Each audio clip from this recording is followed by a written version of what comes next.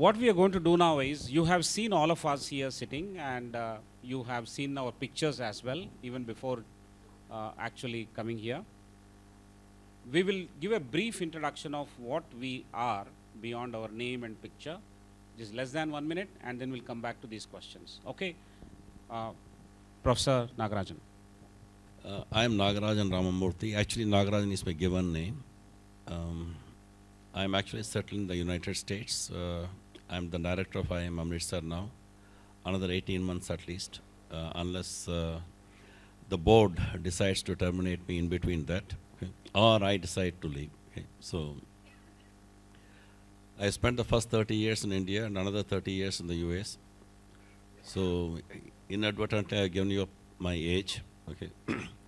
So that's what I am. Actually, what I like the most is the research that I've been doing, and that is something I'm missing now for the past 3-4 years because I don't have much time to do research. Yeah, please. Namaskar. Dr. Rupa. Namaskar, I'm Dr. Rupa Vasudeva. I am the Chancellor and founder of the Bhartiya Engineering, Science and Technology Innovation University, a relatively new university which was set up in the year 2018. We conveniently sailed through the years that followed thereafter. Our university primarily focuses on agriculture, horticulture, forestry programs.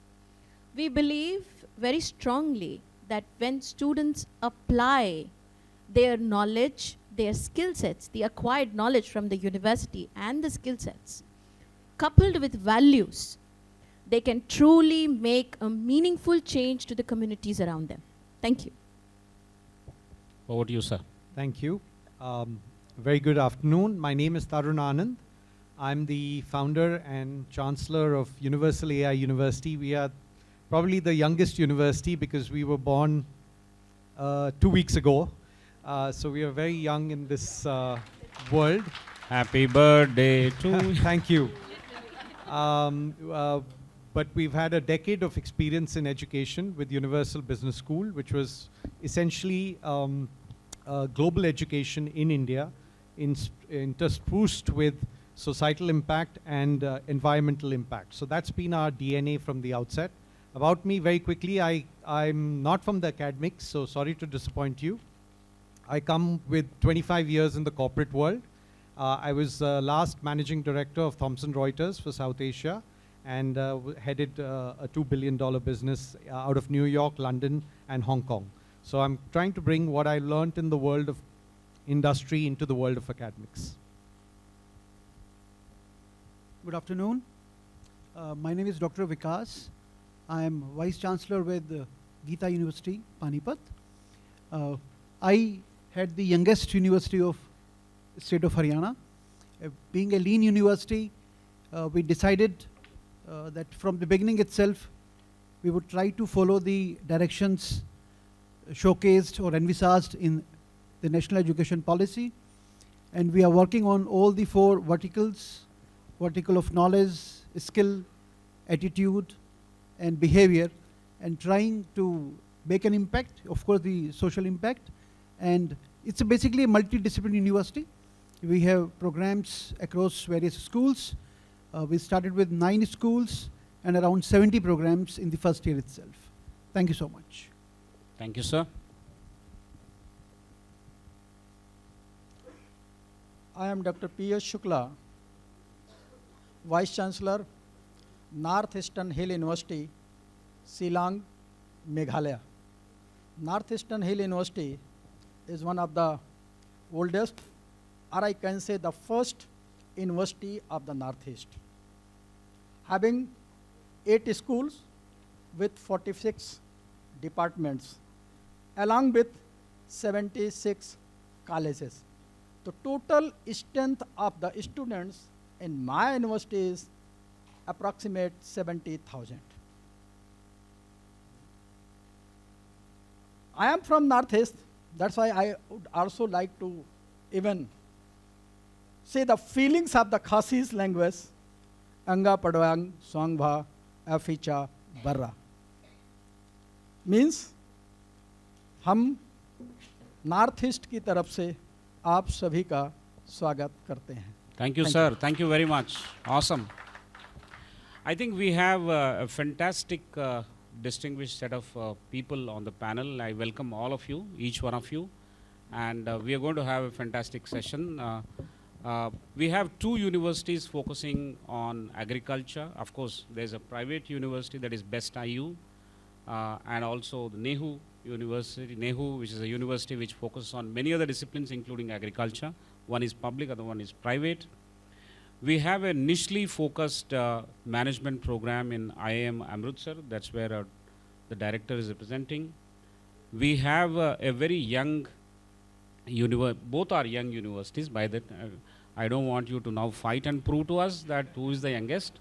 Both of you are, and but especially focused on AI. AI University is something where the positioning is very sharp. I really appreciate that. And we have people coming from different regions. The biggest plus point, according to me, and you all will cheer for that, is that we have somebody from Northeast, and that too from Shillong. I'm very happy. We have somebody from Karnataka, from Punjab, two people we have. Haryana, we have one Punjab, and Maharashtra, Mumbai, Karjat. Okay, so we have a very good diversity in terms of our background, in terms of what we do, and what we are actually going to do. So this discussion on upskilling and skilling has been there for many years in many conferences and conclaves. And is it merely a lip service? Is merely a talk? I wonder. If it is not supposed to be a talk, if it is supposed to be something real, now our panelists will have to tell us, and they will very happily share what's been their walk the talk role, in the sense, what did they do to actually curate, to build skill sets among their students in their university for about 2.5 to 3 minutes, not more than that. So we'll understand your case and your journey on the skilling map. So that would be extremely useful for us to understand. Over to you, sir. We'll start with you first. Okay, thank you. How much time I have? You have 2.5 minutes, sir.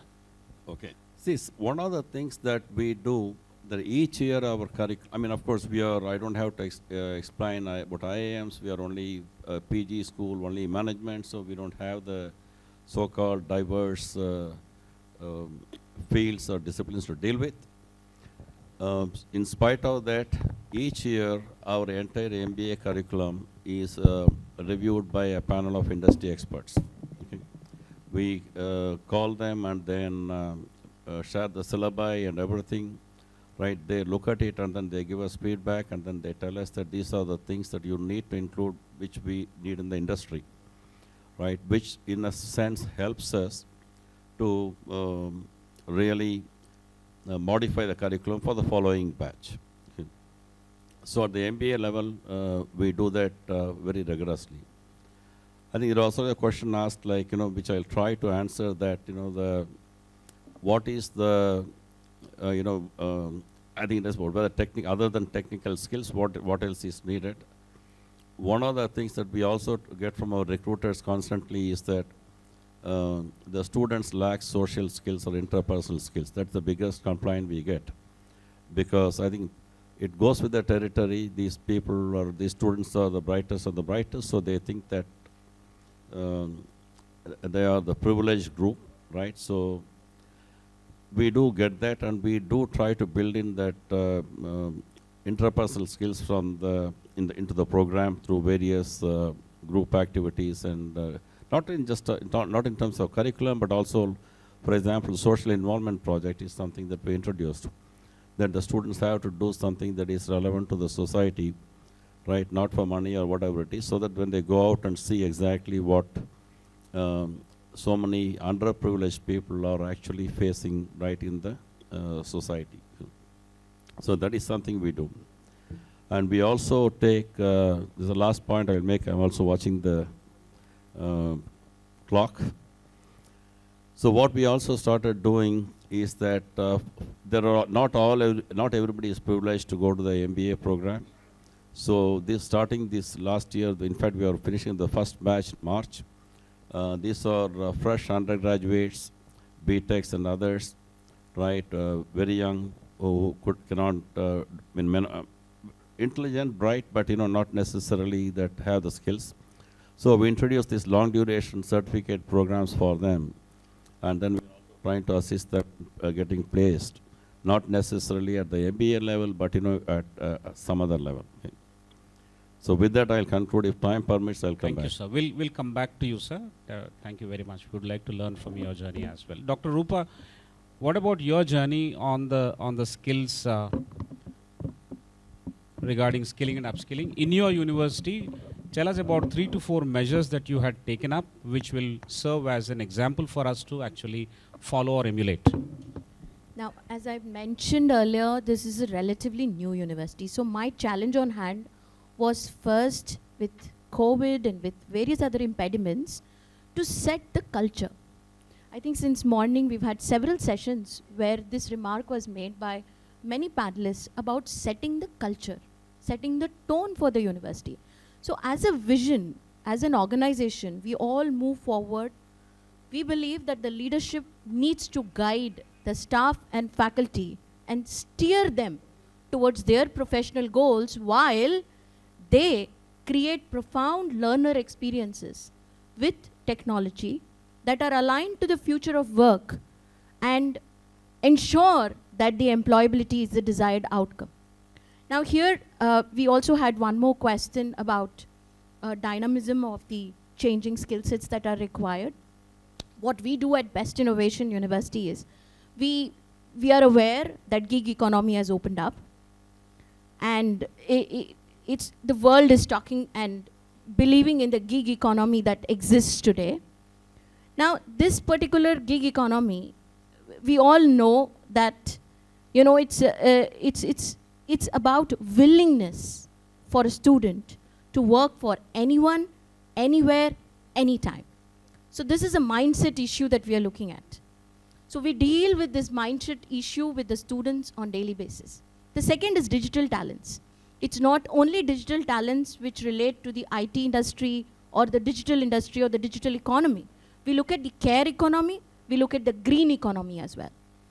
Now, as a vision of the university itself, we believe that experiential learning is the most crucial aspect for a student's career and for non-domain or domain-independent world skills that we call. So the domain-independent world skills that we teach at Best Innovation University revolves around first, change of mindset, willingness to work for anybody from anywhere. Second, get your hands dirty. For example, we are the university that focuses on agriculture. We believe from the first semester onwards, the student should ensure working on the fields with the farmer. So it's not only for the last semester or one particular semester that we do it. We started from the first all through the 8th semester, where the student is attached to the farmer family. Now at the end of it, what happens is, in 4 years, he may not have solutions to their problems, but he has a strong problem statement with him. That's where the design thinking starts. That's where the probable solutions start. So these are the various measures we use at the university. Very interesting. Getting your hands dirty to start with was an important cultural imperative that one is working on, and I think it's true not just for agriculture. It is actually more figuratively it is used in terms of getting your hands dirty, getting actually down to the action. So I think that's a very important measure that you have taken. And apart from that, beyond technology we have to move. There are skills that are required for social application. There are skills that are required for leadership applications. There are skills required for self-management applications. I think there are varieties of domains on which we have to work. And how would you manage if the audience is disturbing you? How would you actually make sure that they don't disturb you? That's also another skill that you will have to pick up. And we'll add more time to this time machine if you people disturb. That's the threat. Okay, right. Now I'll request Professor Shukla. I know you have taken the mic, but yeah. Professor Shukla, you come from a very different university. It's a great university. You deserve all the bragging rights to talk the way you like to talk. You are from NEHU. That's a very big central university. kindly help us understand, figure out how the skills as a challenge being addressed in Northeast area, because a large majority of your students at the UG or the PG level are basically from Northeast. How are you addressing that? And the rest of the country would like to understand from you. Thank you. Actually, our new education policy says that the holistic development. And NEHU already have all the type of schools in the campus. Technology, education, science, biotechnology, rural development, and marketing also. I would like to give you the one example. Before giving the example, would like to quote the sentence. My sister already says that the agriculture. And agriculture is the culture of all the culture. Without the agriculture, none of the cultures can survive in this universe. Second thing is, our moderator of the session clearly mentioned that we have the student, developing the student in different directions. I would like to quote the one example that is related to overall development of the area, student as well as the university, and also an example of industry and academia relations. After joining in the NEHU, I just visited the Meghalaya. In the Meghalaya, I just found, all of you know, Meghalaya is known as the abode of Is the he cloud. audible? Yeah. Abode of the cloud. And naturally, flora and fauna are available there.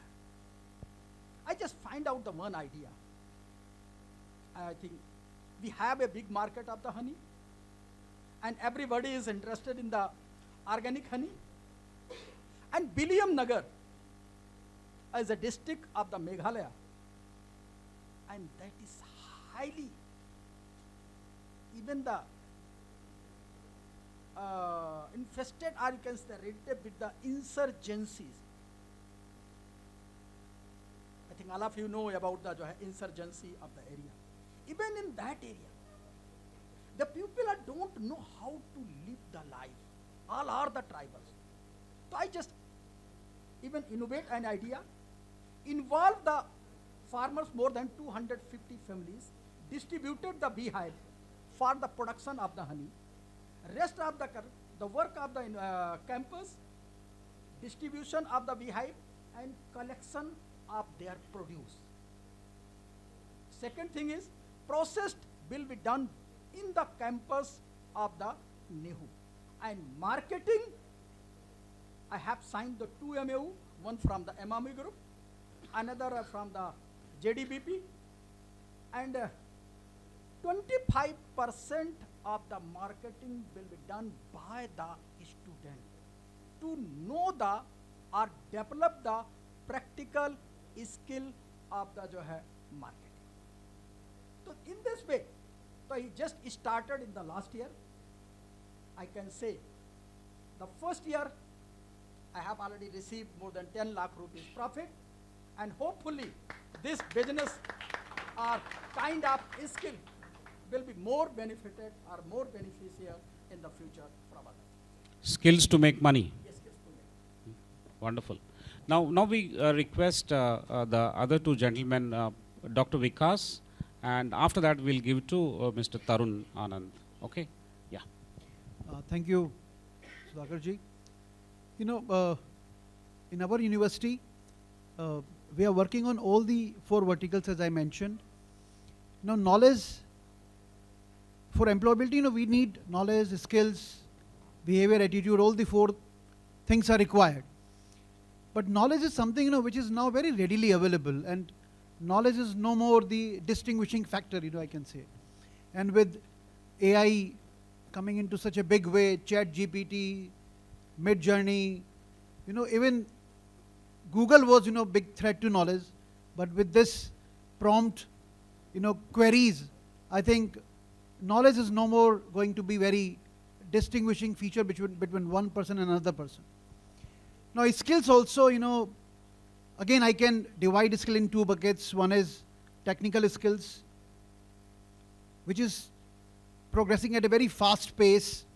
So something you learn today may not remain relevant maybe 2 years down the line, or at least version 2.0, version 3.0 will be available. But as Rupa mentioned, the other domain skills like critical thinking, design thinking, maybe your logical skills, soft skills, that set of skills, remain relevant for longer duration. I personally believe that now we are not looking for students only for 4 years. Now universities should look for having students for 40 years.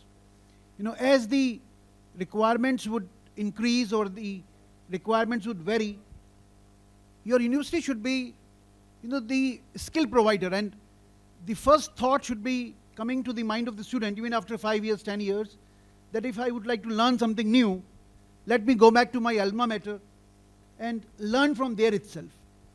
So then comes, behavior and attitude. In case of behavior, I would say, what we have done, we have created a complete finishing school in the university.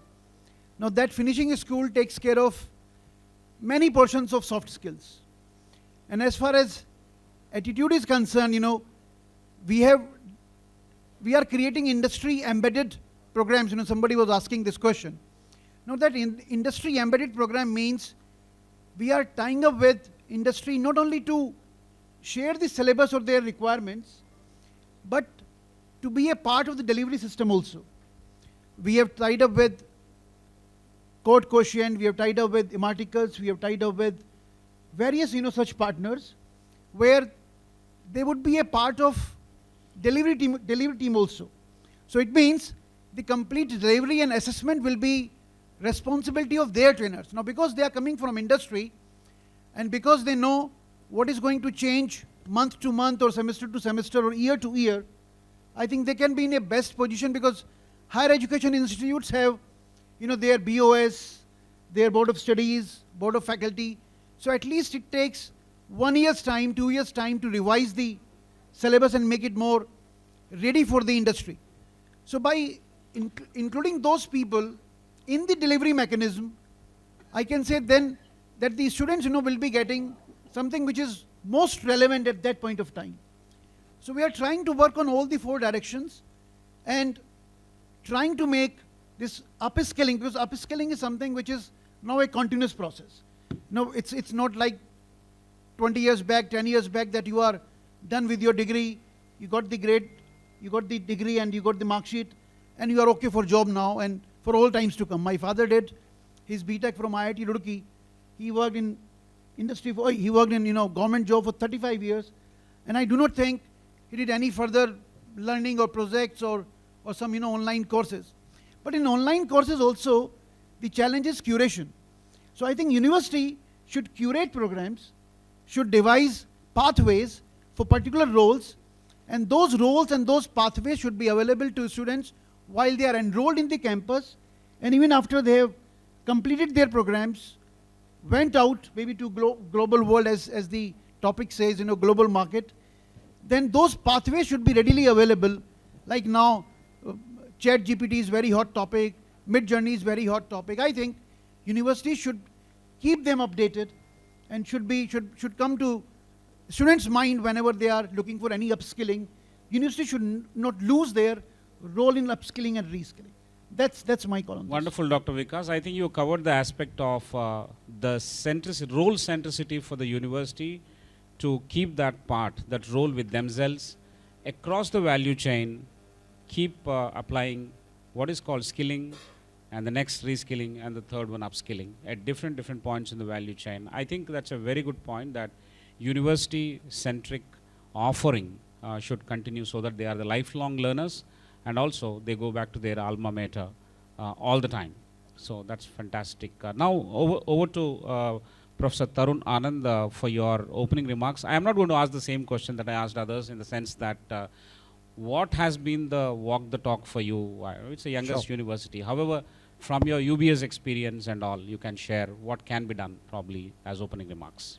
Sure. So when we started off in 2009, our challenge was exactly this: youth employable in the global market. And we said, okay, how do you change that dynamic from an education standpoint? And we said Indian higher education talks about, and I think one of the earlier panels also talked about teaching. And we said we got to flip the model and make it into learning, which was very well elucidated. And to do that, we had to change the nomenclature of pedagogy. Peda means child. So when you talk to a child up to K-12, that too is changing. You're teaching them. Whereas when you go into higher education, it's andragogy. You're dealing with young adults. And so how do you curate a learning environment where they are coming in, emotions are coming into the learning, they are practical learning, as mentioned very well, experiential learning, immersive learning, action learning, these are all words, so that we bring what they bring to the table, because they are young adults, they have access to the same technologies that the faculty have, in fact, sometimes even more advanced.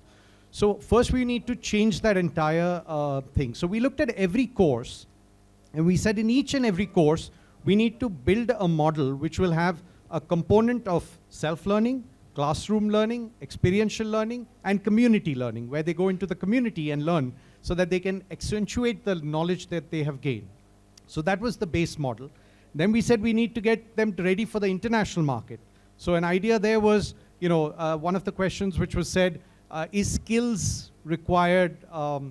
Absolutely. So the statistics from the US is that 55% of US companies are now saying skill first. I don't care your degree. I don't care where your degree comes from. 55%.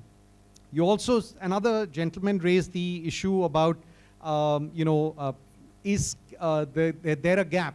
Yes, there is a gap. McKinsey released a report which said 87% of all companies will have a gap in their skill setup, if not today, in the next 2 years. So therefore, we know this is not just acute for us as educators, but it's acute for industry.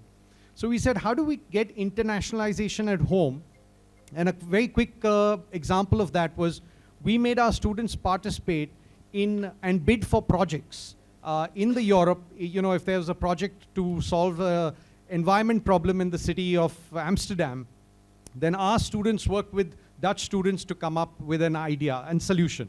Of course, some worked, some didn't. Then we said we need to make sure that the students understand the society around them. So our students spent 40,000 hours a year into like 25 villages, and they actually go there and solve the issues of livelihood, environment, education, and healthcare for these tribal areas that we're going into. Then we said problem solving. One of the top skills for me is problem solving. So we created a program called CMAPS, Collaborative Multidisciplinary Approach Towards Problem Solving. So every student, as part of his credit, had to go into the industry, get 2 months of solving 2 different problems at 2 different companies in 2 different industries. This is over and above the internship, so that they are in the industry to solve that problem. And I think some of these areas have really shown the maturity. So we create a skill card. Everybody creates a mark sheet. We create a skills card, and we give it to our employers. And the employers are actually saying, you know what, I don't want to see that mark sheet. I'm just looking at the skills card. So that's what I think is going to be the order of the day. Fantastic. I think you show the skills card and put that forward. Big round of applause. The question was about what your university did in terms of skilling mission for yourselves. And of course, the answers have come in different forms. The next round of question is going to be a little more specific. There are gaps, which is a fact. The Skills India report mentions that there are gaps all across. For example, the Skills India report for the 2016 to 26, it says automotive sector has got 29 million. I mean, if the gap has to be quantified, they quantified it as 29 million, maybe that kind of people, skilled manpower is required. Apparel segment is about 8.6 million. Management, which we talk about and we assume that there is no problem, has got 6.5 million. Furniture and fittings has got 4.41 million. This is the top of the mind figures, which means it is an established fact that there is a huge gap. And that's why each one of us will have to address specific areas. More practice than preaching will be one of the methods, one of the strategies to actually address this. We always are good at talking about what others should do and not about what we have done or what we should be doing. I think this larger issue of skill gap will have to be addressed by each and every higher education institution in their own way.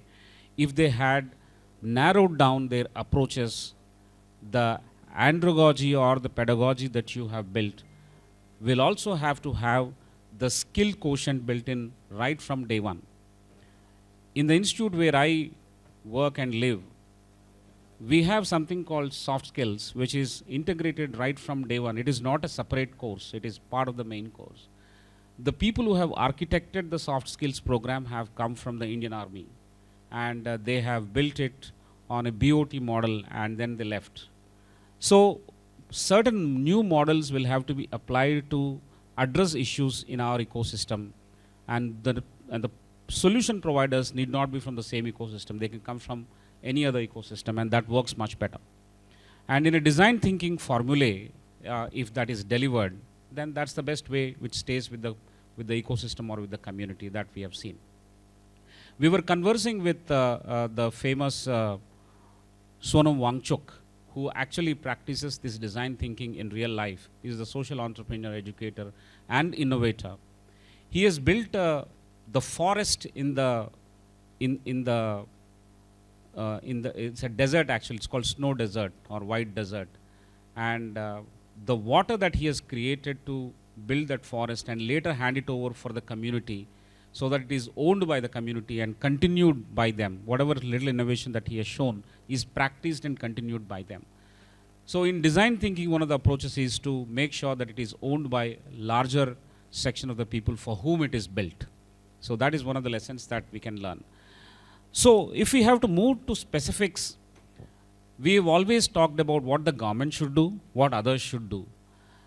Yes, the government has come up with NEP framework, and I know that we have talked too much about NEP, but one last time we invoke NEP and understand, based on this NEP framework, how are we going to make gains? On the map of skilling, how are we going to make gains? Maybe I'll request Dr. Vikas Singh to throw some light on this. National Education Policy has a very detailed framework for this. But I would like to highlight, here two things which we are doing at our place. There is vocational skills. There are courses for value added. What we have done using the CBCS platform, which is choice-based credit system platform, what we have done, we have core papers, then core courses, core electives. We have now developed this open electives which are passion-based. And passion-based means students are free to choose courses from any of the other schools. Every school will be offering 2 courses in each semester, and a student of the university is free to take any course based on his passion. It can be photography, it can be dancing, it can be like this semester we are offering course from forensics, from mechanical engineering, lean manufacturing, or lean management. So any course which is of your passion you can choose.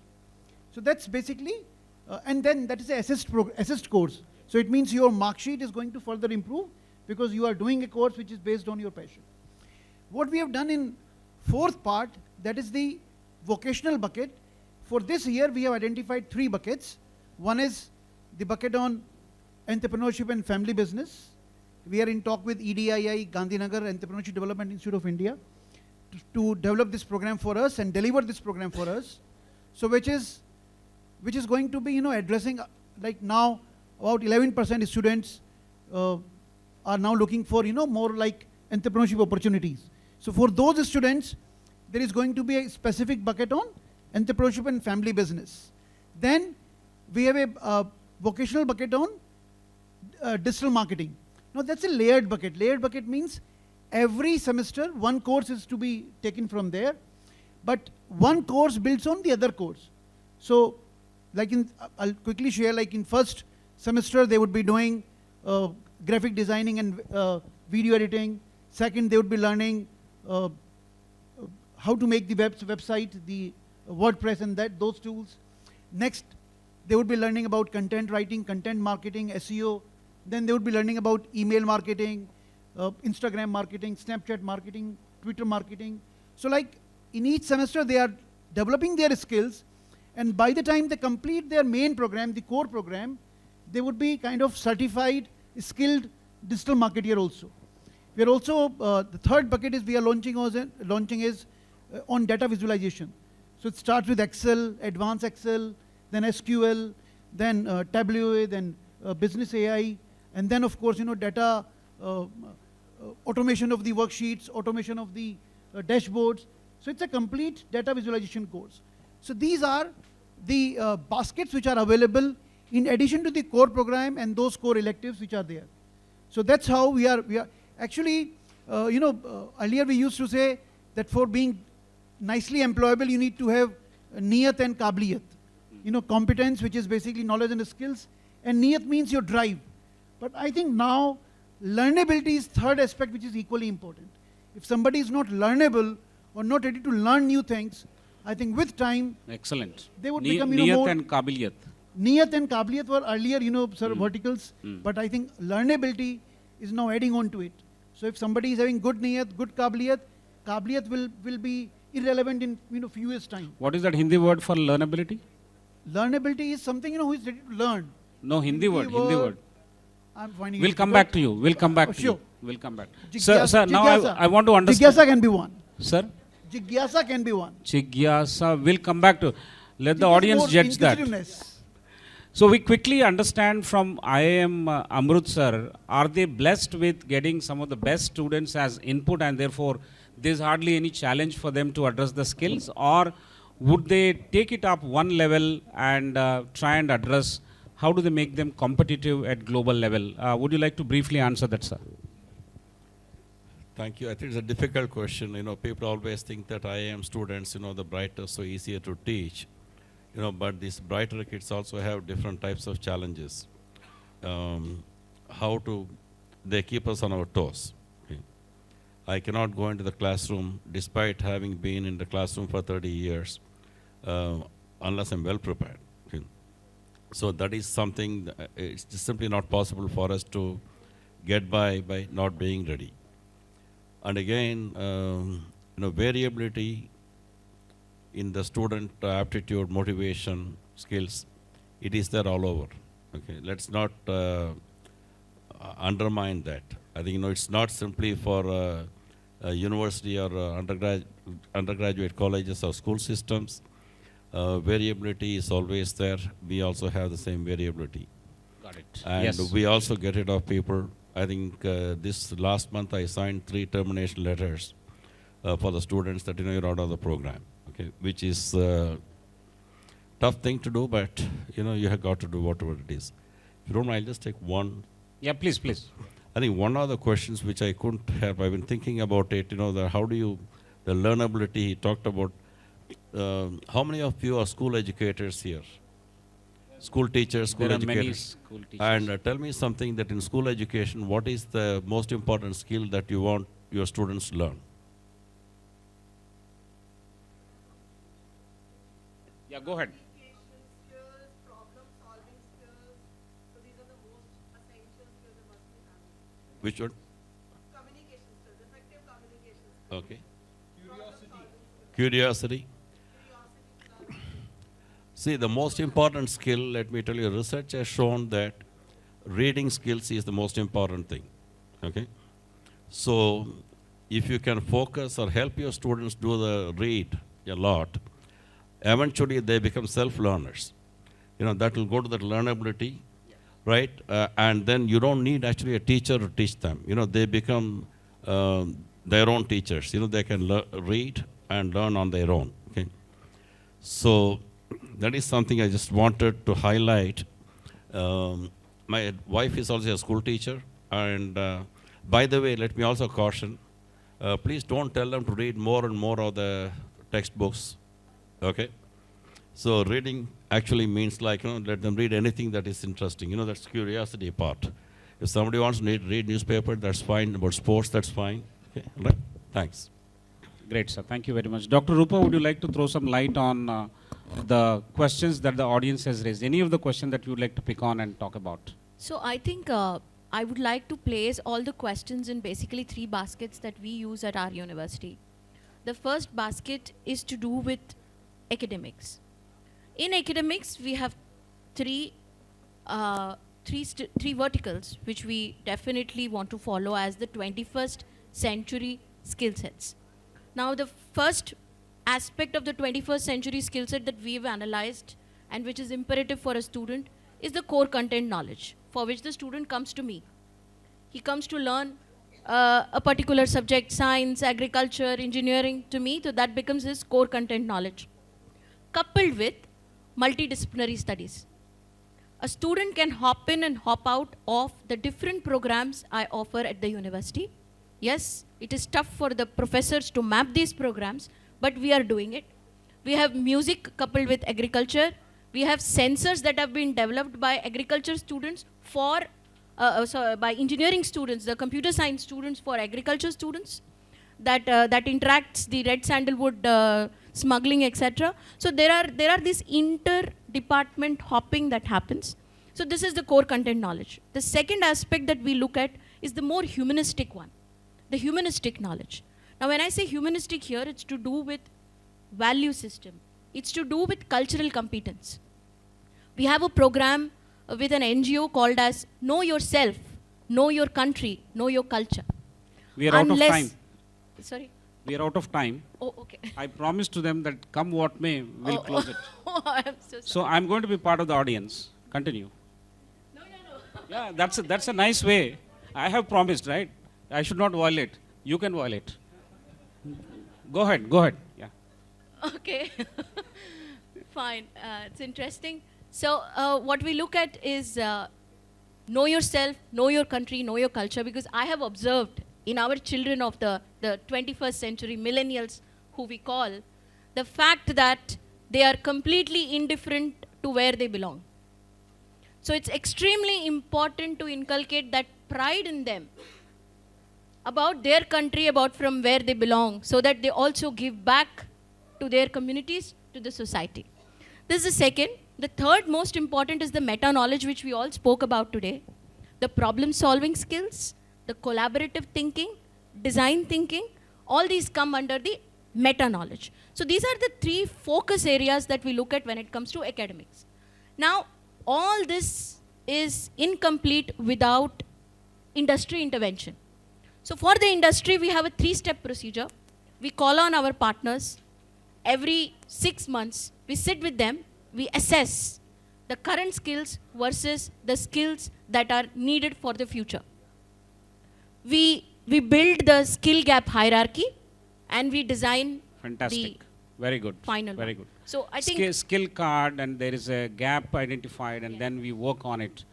Earlier in the days, we used to document their progress, level 1 on day 1, for example, and then you juxtapose that with day 5 and how they have progressed. You need to showcase that to the parents of the children or the industry, whoever it is, depending on the stakeholders. So fantastic. It's an amazing way you have put it. I think only in the second question all of us have become very specific compared to the first question. So a large amount of time we have actually wasted in the first question. Anyway, good. I request Professor Tarun to help us understand in the world of ChatGPT-3 and prompt engineering, what are your top 3 advices for the teachers who are teaching here, for the institutions that are teaching here? I mean, although we want to flip it and say that we are all learning together, so what are the top 3 advices that you have for us? So with the time being the sword, I'm going to keep it very brief. I think, there's that movie which was said, I won't name the movie, but entertainment. It's AI, AI, AI. There was creativity was one area where we thought that, it's the field where humans can still outperform, but with ChatGPT and music can be taken to a different level, paintings are being created, creativity is also being taken away. So what's left with us, right? Because computers are going to go at that fast pace, and tomorrow there'll be, so I think relationships, right?